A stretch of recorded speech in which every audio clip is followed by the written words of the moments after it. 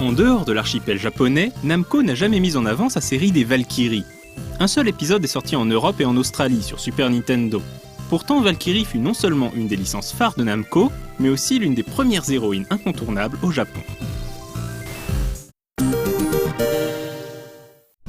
L'épisode fondateur sort en 1986 sur Famicom. Il s'intitule Valkyrie no Bouken Toki ni Kagi Densetsu, ou Les aventures de Valkyrie, la légende de la clé du temps. Le titre prend d'ailleurs son sens à la lecture de l'histoire. Comme toujours, le monde était un territoire en harmonie, où tous les peuples cohabitaient avec amour et respect. Un grand beffroi garantissait le maintien de la paix, puisque les forces du mal étaient enfermées en son cœur, scellées par la clé du temps. Jusqu'au jour où l'horloge du beffroi cesse de fonctionner et libère Zuna, le sorcier démoniaque de la légende. Ce dernier s'empare de la clé et condamne le monde aux ténèbres. Le désespoir des habitants remonte jusqu'aux cieux. Le ciel envoie alors une jeune vierge ailée, Valkyrie. Valkyrie no Bouken se présente comme un jeu d'aventure vu du ciel en temps réel. Namco y introduit même la notion de temps avec le passage du jour à la nuit. Valkyrie débute ses pérégrinations dans une plaine hostile. Et hostile est ici un euphémisme. Dès les premiers pas, des groupes d'ennemis très agressifs fondent sur le joueur sans qu'il puisse les semer. Il va donc falloir systématiquement défendre sa peau. La ridicule hitbox du glaive de Valkyrie vient un peu plus ternir ses chances de survie. Si la difficulté est d'emblée excessive, la courbe se relâche une fois l'héroïne plus expérimentée, car la guerrière récupère des points d'expérience à chaque ennemi pourfendu. Mais le jeu n'en devient pas facile pour autant. Les cadavres laissent aussi apparaître quelques pièces, même si l'argent ne joue pas un rôle très important. Il existe peu d'objets et tous peuvent être récupérés à travers le jeu pour peu que l'on sache leur emplacement. En plus des traditionnelles armures et armes, l'héroïne obtient aussi 7 sorts le long de ses aventures selon son niveau d'expérience. La beauté de ce premier épisode réside certainement dans le caractère vague de sa quête. Que faire ? Comment faire ? Où aller ? Valkyrie no Bouken ne donne pas toutes les clés, et seule l'expérimentation apportera des réponses aux joueurs. Namco mise donc beaucoup sur l'exploration et la curiosité du joueur. Heureusement, si cet aspect peut rebuter, le jeu s'avère prenant grâce à son univers et ses ambiances. Valkyrie fera l'objet d'une refonte beaucoup moins austère sur PlayStation, dans la compilation Namco Anthology 2, sortie exclusivement au Japon en 1998.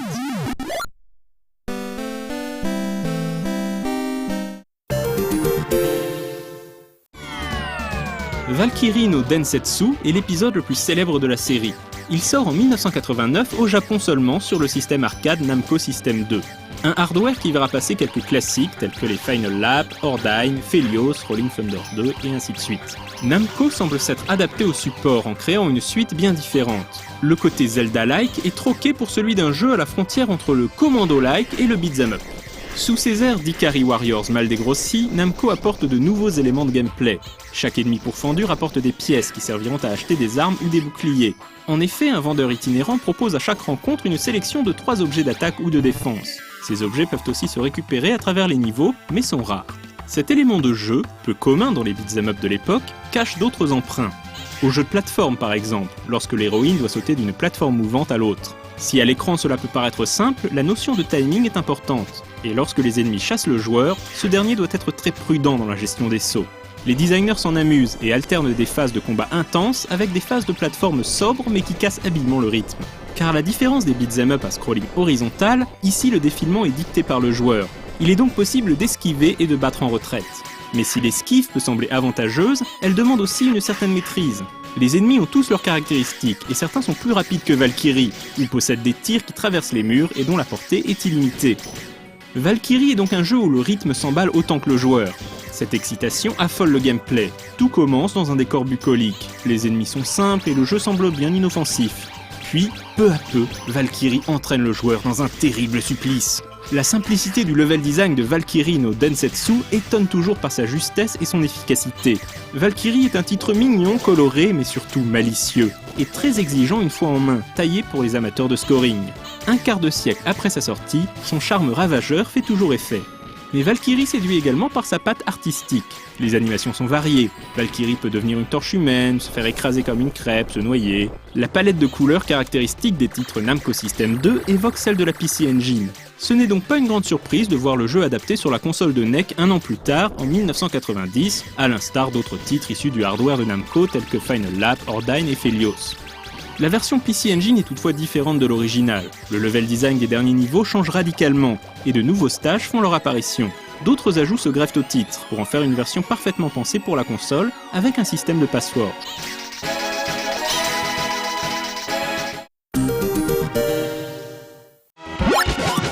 1992, la série Valkyrie revient sur Super Famicom dans Sandra no Daiboken Valkyrie Tono Dei. Namco est toujours l'éditeur, mais sous-traite son jeu auprès d'un développeur assez confidentiel, Nova Games. Ce studio japonais a essentiellement travaillé sur la 16 bits de Nintendo avant de disparaître avec Battle Jockey en 1994. Cette fois, pas de Valkyrie. Après avoir joué les seconds rôles, Sandra devient enfin le héros. Oui, le héros, car comme son nom ne l'indique pas, Sandra est un homme et qui plus est un lézard. Après les événements de l'épisode précédent, il vit une existence paisible avec les siens à la campagne, jusqu'au jour où...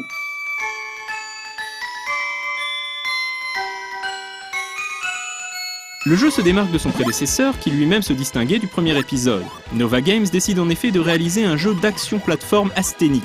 Il sort en Europe et en Australie sous le nom de Whirlo.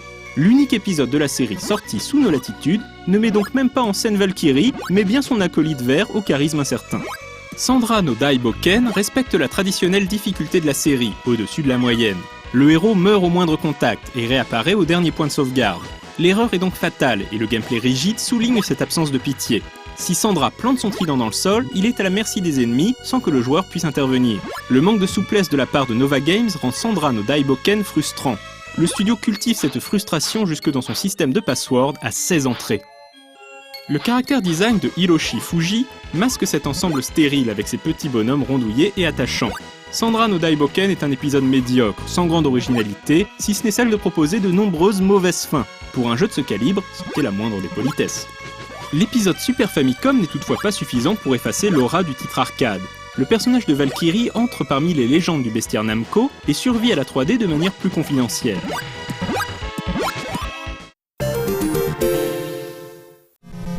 Valkyrie est une figure incontournable de Namco. Si les années passent et emportent avec elles son souvenir, les plus anciens n'oublient pas sa redoutable apparition sur arcade.